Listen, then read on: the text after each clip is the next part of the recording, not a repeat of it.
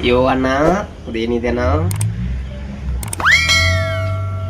ஒன்றுக்கு 100 வாட்டி போவியாச்சு பேசுவியா நீ? அப்படிதான் பேசுவ. நான் 2 வாரத்தில் பேசல, ஒரே மீனிங்கில் தான் பேசியிருக்கேன் அப்படின்னு சொல்கிறாரு. கர்நாடகத்தில் நீ சொன்னது நல்லா புரிஞ்சிருச்சு போல், இங்கே தான் எங்களுக்கு புரியாமல் நீ குழப்பி போடுற. ஆனால் கர்நாடகத்தில் உன்னை செருப்பாலாம் மெதிக்கிறாங்கண்ணே, அப்படியே இந்த பொம்மைலாம் வச்சு அப்படியே எரிக்கிறாங்க.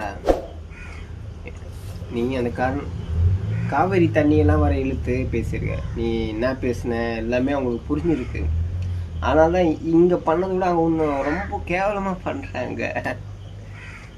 ஏன் நான் அப்படி பேசிட்டு இப்போ நான் ஒருமையில் தான் பேசணும், ரெட்டையில் பேசலை, இப்படி பேசலை, அதில் பேசலை, திரும்ப நான் அப்படி தான் பேசுவேன். நீங்கள் சொல்கிறீங்களே